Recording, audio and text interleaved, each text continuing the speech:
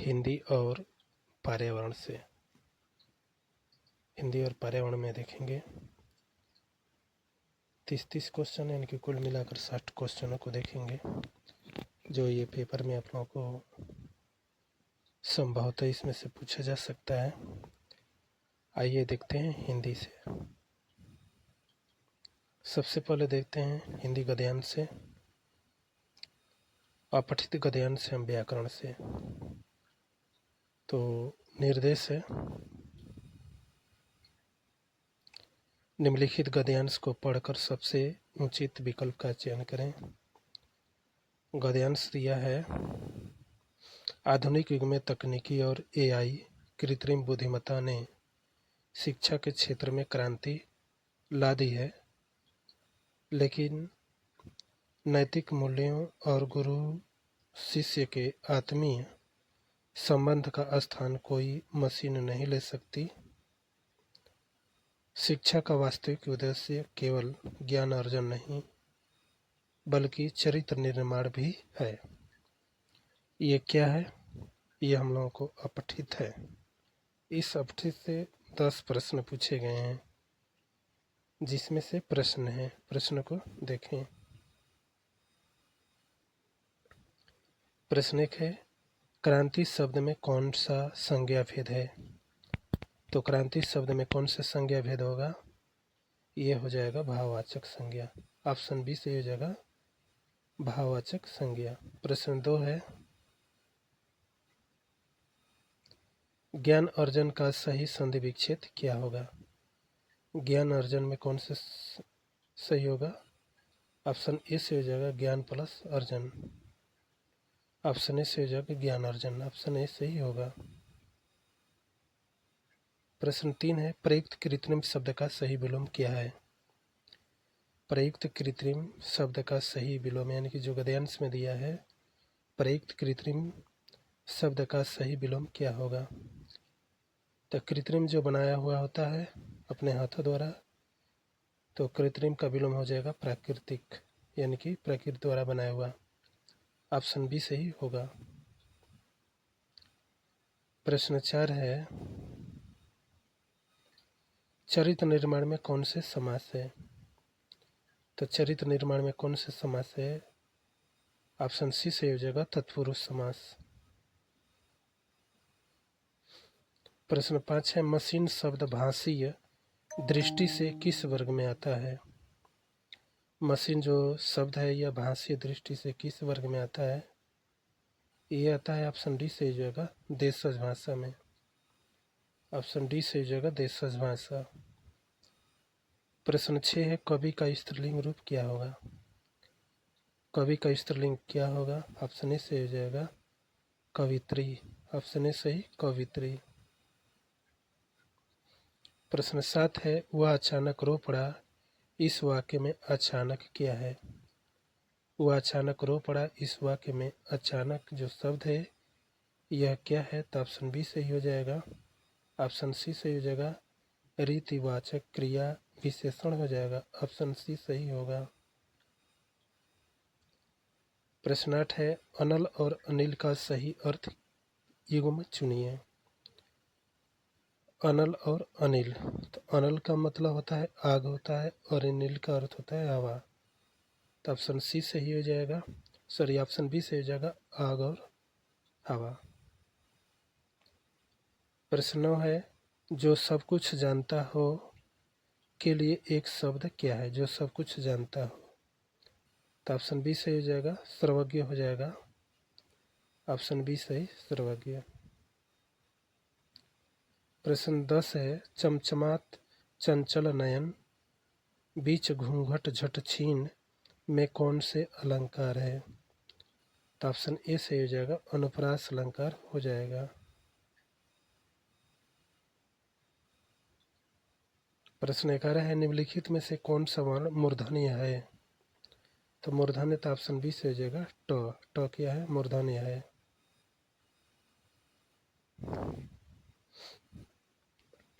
प्रश्न 12 है, सूर्य का प्रवाची शब्द निम्न में से कौन सा नहीं है? तो कौन सा होगा? यामिनी नहीं होगा। ऑप्शन सी से हो जाएगा यामिनी। प्रश्न 13 है, बिल्ली छत से कूद पड़ी, वाक्य में कौन से कारक है? बिल्ली छत से कूद पड़ी वाक्य में कौन सा कारक है? तो ऑप्शन सी सही हो जाएगा, आपादान कारक। ऑप्शन सी सही, आपादान कारक। प्रश्न 14 है, अष्टाध्यायी में कौन से समास है? अष्टाध्यायी में कौन से समास है? तो द्विगु समास है। ऑप्शन बी सही हो जाएगा, द्विगु समास। प्रश्न 15 है, शुद्ध वर्तनी वाले शब्द का चयन कीजिए। शुद्ध वर्तनी वाले शब्द का चयन कीजिए, तो कौन हो जाएगा? ऑप्शन सी सही हो जाएगा, ऑप्शन बी सही हो जाएगा, उज्ज्वल। प्रश्न 16 है, घृणा किस रस का अस्थायी भाव है? घृणा जो शब्द है यह किस रस का अस्थायी भाव है? तो किसका हो जाएगा घृणा? विभत्स का हो जाएगा। ऑप्शन ए से हो जाएगा, विभत्स। प्रश्न 17 है, हिंदी भाषा की लिपि क्या है? तो हिंदी भाषा की लिपि क्या है? देवनागरी है। ऑप्शन सी से हो जाएगा, देवनागरी। प्रश्न 18 है, बीजक किसकी रचना का संग्रह है? बीजक किसकी रचना का संग्रह है? तो ये हो जाएगा संत कबीर दास का। ऑप्शन सी से हो जाएगा, संत कबीर। बीजक की 3 रचना है, शब्द साखी और रामायणी। प्रश्न 19 है, हिंदी का प्रथम उपन्यास किसे माना जाता है? तो ऑप्शन बी से हो जाएगा, परीक्षा गुरु। प्रश्न 20 है, तरनी तनुजा तट तमाल तरु और बहुछाया में कौन से अलंकार है? ऑप्शन सी सही हो जाएगा, उनप्रास अलंकार। प्रश्न 21 है, प्राथमिक स्तर पर भाषा शिक्षण का मुख्य उद्देश्य क्या है? प्राथमिक स्तर पर भाषा शिक्षण का मुख्य उद्देश्य क्या है? तो ऑप्शन सी सही हो जाएगा, विभिन्न परिस्थितियों में भाषा का प्रभाव प्रयोग करना। ऑप्शन सी सही होगा।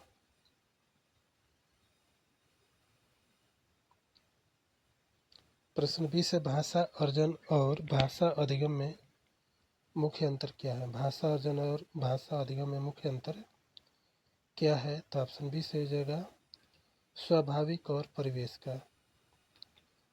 जो भाषा अर्जन है यह स्वाभाविक अर्जन किया जाता है, और भाषा अधिगम क्या है? यह परिवेश में रह करके सीखा जाता है। तो ऑप्शन बी सही होगा। प्रश्न 23 है, बच्चों में भाषा सीखने की क्षमता है।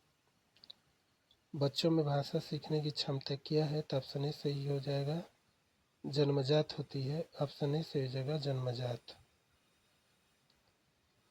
प्रश्न 24 है, सस्वर वाचन का मुख्य उद्देश्य क्या है? सस्वर वाचन का मुख्य उद्देश्य क्या है? तो इसमें हो जाएगा, ऑप्शन बी सही हो जाएगा, बच्चों के पढ़ने संबंधी झिझक को समाप्त करना। ऑप्शन बी सही होगा। प्रश्न 25 है, उपचारात्मक शिक्षण का कार्य क्या है? उपचारात्मक शिक्षण का कार्य क्या है? तो इसमें क्या हो जाएगा? ऑप्शन सी सही हो जाएगा, कठिनाइयों को दूर करते हुए शिक्षण करना। ऑप्शन सी सही होगा। प्रश्न 28 है, भाषा प्रयोगशाला का मुख्य लाभ क्या है? भाषा प्रयोगशाला का मुख्य लाभ क्या है? तो ये क्या हो जाएगा? ऑप्शन बी सही हो जाएगा, शुद्ध उच्चारण का अभ्यास करना। ऑप्शन बी सही होगा। प्रश्न 27 से, व्यापक का अर्थ क्या है? तो व्यापक अर्थ क्या होगा? ऑप्शन सी सही हो जाएगा, शैक्षिक और सह शैक्षिक दोनों क्षेत्र। ऑप्शन सी सही होगा। प्रश्न 28 है, एक बहुभाषीय कक्षा में शिक्षक को क्या करना चाहिए? तो ऑप्शन सी सही हो जाएगा, बच्चों को मातृभाषा को सम्मान देना चाहिए और संसाधन रूप में प्रयोग करना चाहिए। एक बहुभाषी कक्षा में शिक्षक को क्या करना चाहिए? जो बच्चे जिस क्षेत्र में रहते हैं वहीं की भाषा में उनको सम्मान देना चाहिए और संसाधन का भी प्रयोग करना चाहिए। प्रश्न 29 है, भाषा का मुख्य कौशल क्रम क्या है? भाषा का मुख्य कौशल का सही क्रम क्या है? तो इसमें सही क्रम क्या होगा? ऑप्शन बी सही हो जाएगा, सुनना, बोलना, पढ़ना और लिखना। सही क्रम क्या होगा? सुनना, बोलना, पढ़ना और लिखना। ऑप्शन बी सही होगा। प्रश्न 30 है, भाषा शिक्षण में दृश्य श्रव्य सामग्री का उदाहरण क्या है? भाषा शिक्षण में दृश्य श्रव्य सामग्री का उदाहरण क्या है? श्रव्य और दृश्य, जिसे देख सकते हैं और सुन सकते हैं। तो इसमें क्या होगा? टेलीविज़न और कंप्यूटर हो जाएगा। ऑप्शन सी सही होगा। रेडियो से केवल सुन सकते हैं, चार्ट से केवल पढ़ सकते हैं और पुस्तक से भी पढ़ सकते हैं, यानी कि देख सकते हैं। तो ऑप्शन सी सही हो जाएगा, टेलीविज़न और कंप्यूटर। अब देखिए, अब प्रश्न देखेंगे पर्यावरण से ईवीएस से। इसमें है प्रश्न जो पूछा जा रहा है, पारिस्थितिकी, पर्यावरण एवं जैव विविधता से। आइए देखते हैं प्रश्न को। प्रश्न 31 है, पारिस्थितिकी तंत्र शब्द का सर्वप्रथम प्रयोग किसने किया था? ऑप्शन ए सही हो जाएगा, ए जी टांसलिक हो जाएंगे। ऑप्शन ए सही होगा। प्रश्न 23 है, खाद्य श्रृंखला में ऊर्जा का प्रवाह कैसे होता है? खाद्य श्रृंखला में ऊर्जा का प्रवाह कैसे होता है? तो ऑप्शन बी सही हो जाएगा, एक दिशीय में। ऑप्शन बी सही हो जाएगा, एक दिशीय रूप में होता है। प्रश्न 33 है, लिंडमैन का 10% का नियम किससे संबंधित है? तो किससे है? ऑप्शन बी सही हो जाएगा, ऊर्जा के खाद्य के रूप में एक पोषण स्तर से दूसरे स्तर तक पहुंचाना। तो ऑप्शन बी सही होगा। प्रश्न 35 है, चिपको आंदोलन के प्रणेता कौन है? तो चिपको आंदोलन के प्रणेता हो जाएंगे ऑप्शन बी सही, सुंदरलाल बहुगुणा। प्रश्न 36 है, भारत में प्रोजेक्ट टाइगर की शुरुआत किस वर्ष में हुई थी? तो ऑप्शन बी सही हो जाएगा, 1973 में। प्रश्न 37 है, रेड डाटा बुक किसके द्वारा जारी की जाती है? रेड डाटा जो बुक है ये किसके द्वारा जारी किया जाता है? तो ये ऑप्शन बी सही हो जाएगा, IUCN द्वारा किया जाता है। ऑप्शन बी सही होगा। प्रश्न 37 है, ओजोन परत वायुमंडल के किस भाग में पाई जाती है? तो जो ओजोन परत है वायुमंडल के किस भाग में पाई जाती है? ऑप्शन बी सही हो जाएगा, समताप मंडल में। प्रश्न 38 है, ओजोन परत की मोटाई नापने की इकाई क्या है? तो ओजोन परत की मोटाई नापने के लिए डाप्सन से मापा जाता है। ऑप्शन बी सही होगा। प्रश्न 39, निम्नलिखित में से कौन सी ग्रीन हाउस गैस नहीं है? ग्रीन हाउस पूछा गया है, तो ग्रीन हाउस नहीं है, तो ऑप्शन डी सही हो जाएगा, आर्गन। प्रश्न 40 है, भोपाल गैस त्रासदी किस गैस के रिसाव के कारण हुई थी? भोपाल गैस त्रासदी किस गैस के रिसाव के कारण हुई थी? तो यह ऑप्शन ए सही हो जाएगा, मिथाइल आइसोसाइनेट द्वारा ये हुआ था।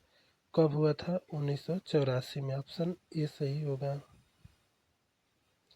प्रश्न 41 है, पेरियार राष्ट्रीय उद्यान किस राज्य में है? पेरियार राष्ट्रीय उद्यान किस राज्य में है? तो ये हो जाएगा ऑप्शन बी सही, केरल राज्य में है। ऑप्शन बी से हो जाएगा, केरल में। प्रश्न 42 है, विश्व पर्यावरण दिवस कब मनाया जाता है? तो ये मनाया जाता है 5 जून को मनाया जाता है। ऑप्शन सी से हो जाएगा, 5 जून। प्रश्न 43 है, गंगा नदी को भारत की राष्ट्रीय नदी कब घोषित किया गया था? तो गंगा नदी को राष्ट्रीय नदी कब घोषित किया गया? ऑप्शन बी से हो जाएगा, 2008 को। प्रश्न 44 है, प्रश्न 44 है, ध्वनि प्रदूषण की माप किस इकाई द्वारा की जाती है? ध्वनि प्रदूषण की माप किस इकाई द्वारा की जाती है? ऑप्शन बी सही जगह डेसिबल द्वारा की जाती है। ऑप्शन बी सही डेसिबल द्वारा। प्रश्न 45 है, निम्नलिखित में से कौन सा भारत का राष्ट्रीय जलीय जीव है? निम्नलिखित में से कौन सा भारत का राष्ट्रीय जलीय जीव है? तो जलीय जीव क्या है? गंगा नदी की डॉल्फिन है। ऑप्शन बी से हो जाएगा डॉल्फिन। अब देखिए उत्तर प्रदेश स्पेशल भूगोल और भारतीय संविधान से देखिए प्रश्न है 46। प्रश्न 46 है, उत्तर प्रदेश का राजकीय वृक्ष कौन सा है? तो उत्तर प्रदेश का राजकीय वृक्ष क्या है? अशोक का वृक्ष है। ऑप्शन बी से हो जाएगा अशोक का वृक्ष।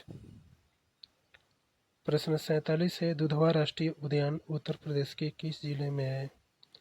दुधवा राष्ट्रीय उद्यान उत्तर प्रदेश के किस जिले में है? ऑप्शन ए से हो जाएगा लखीमपुर खीरी। प्रश्न 48 है, उत्तर प्रदेश में नवाबगंज पक्षी विहार वर्तमान में चंद्रशेखर आज़ाद पक्षी विहार कहाँ स्थित है? उत्तर प्रदेश में नवाबगंज पक्षी विहार यानी कि वर्तमान में चंद्रशेखर आज़ाद पक्षी विहार कहाँ पर ये स्थित है? तो ये हो जाएगा ऑप्शन ए से हो जाएगा उन्नाव जिले में है। ऑप्शन बी सही होगा। प्रश्न 49 है, संविधान सभा ने राष्ट्रगान को कब अपनाया? संविधान सभा ने राष्ट्रगान को कब ये अपनाता है? ऑप्शन बी से जगह 24 जनवरी 1950 को। प्रश्न 50 है, भारतीय संविधान के किस अनुच्छेद के तहत अस्पृश्यता यानी कि छुआछूत का अंत किया गया है? किसके अंतर्गत? ऑप्शन सी से जगह अनुच्छेद 17 के अनुसार छुआछूत यानी कि अस्पृश्यता का अंत किया गया है। ऑप्शन सी सही होगा। प्रश्न 51 है, लोकसभा की कार्यवाही के प्रथम घंटे को क्या कहा जाता है? लोकसभा की कार्यवाही के प्रथम घंटे को क्या कहा जाता है? तो ये हो जाएगा ऑप्शन डी से हो जाएगा प्रश्नकाल कहा जाता है। ऑप्शन डी से हो जाएगा प्रश्नकाल। प्रश्न 52 है, संसद के अंतर्गत कौन कौन से शामिल है?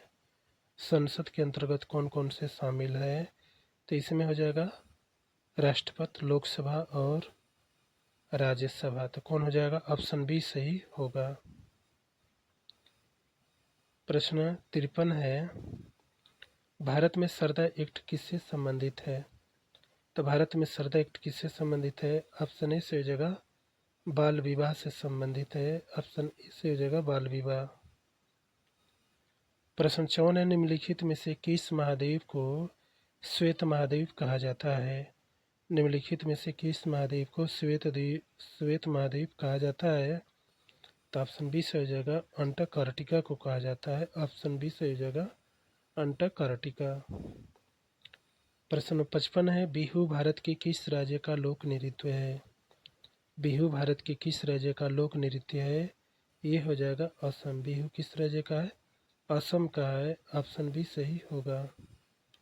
अब देखिए ईवीएस पेडोलॉजी शिक्षण से प्रश्न 56 है, पर्यावरण अध्ययन की प्रकृति कैसी है? पर्यावरण अध्ययन की प्रकृति कैसी है? तो यह कैसी है? एकीकृत है। ऑप्शन बी से जगह एकीकृत। एकीकृत में क्या क्या है? तो एकीकृत में हो जाएगा विज्ञान, सामाजिक विज्ञान और पर्यावरण शिक्षा शामिल है। ठीक है। प्रश्न 57 है, प्राथमिक स्तर पर ईवीएस सीखने के लिए सबसे प्रभावी तरीका कौन सा है? प्राथमिक स्तर के अगर बच्चे हैं तो उनको पर्यावरण के बारे में जानना है तो वे किससे सबसे पहले सीखने के लिए वे प्रभावित होंगे? तो देखिए कौन होगा। सबसे पहले ऑप्शन सी सही हो जाएगा क्षेत्रफल भ्रमण और व्यवहारिक अनुभव। सबसे पहले क्षेत्र को घूमिए और पता लगाइए और उसके बारे में जानिए। तो ऑप्शन सी सही होगा। प्रश्न 58 है, एनसीएफ 2005 के अनुसार प्राथमिक स्तर पर पर्यावरण अध्ययन का उद्देश्य क्या होना चाहिए। तो क्या उद्देश्य होना चाहिए? ऑप्शन ए सही हो जाएगा, बच्चों की प्राकृतिक और सामाजिक पर्यावरण के प्रति उत्सुकता जगाना। एनसीएफ 2005 के अनुसार बताता है कि प्राथमिक स्तर पर पर्यावरण के अध्ययन का उद्देश्य होना चाहिए क्या?